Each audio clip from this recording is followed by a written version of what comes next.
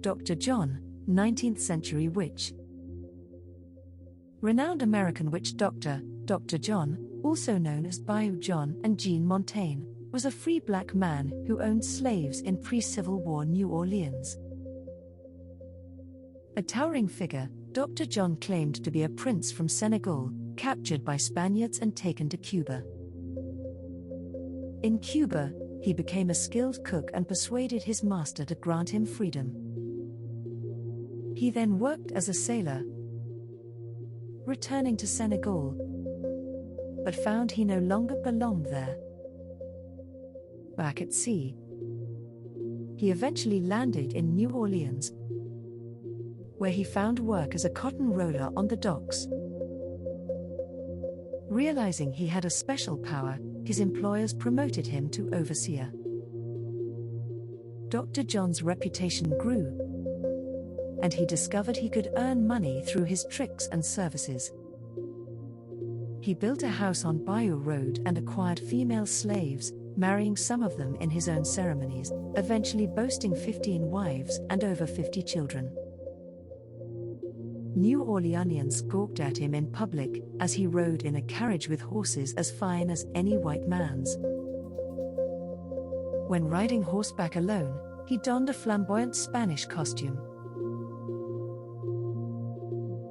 Later, he adopted a more austere black outfit with a white, frilly shirt and grew a beard.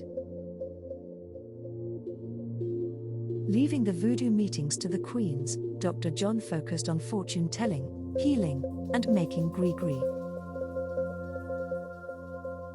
His house was filled with snakes, lizards, toads, scorpions, and human skulls stolen from graveyards.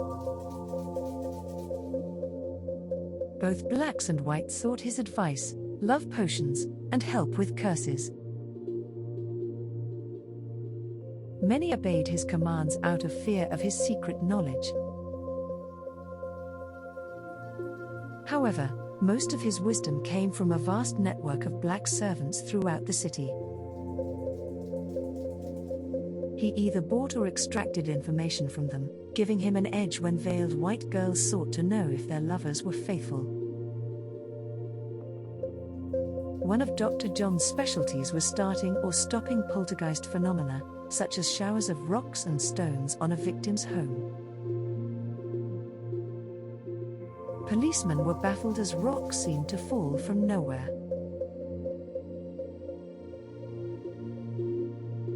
Naturally, Dr. John could stop such harassment for a fee. In one case, the slaves of Samuel Wilson paid $62 to stop a rock shower, but Wilson took Dr. John to court to get the money back.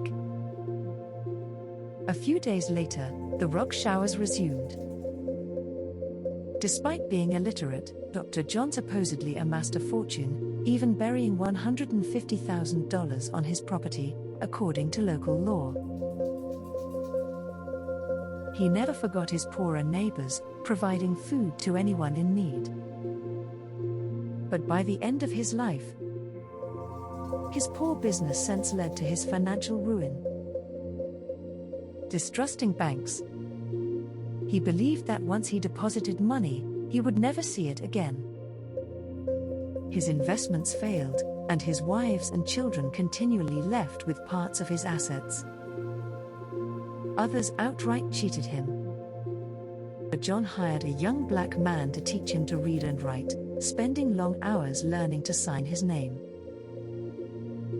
One day, a con artist tricked him into signing his name at the bottom of a long document, causing Dr. John to lose all his Bayou Road property. He tried to regain his status, but younger individuals, mainly his protégée, Marie Laveau, and later her daughter, had taken over the voodoo business. At 80, he was forced to live with children from his white wife, despite his disdain for mulattoes. New Orleanians gossiped that Dr. John had been fixed or cursed by spells greater than his own. He passed away in August 1885 at the age of 82, 4 years after the death of the first Marie Laveau.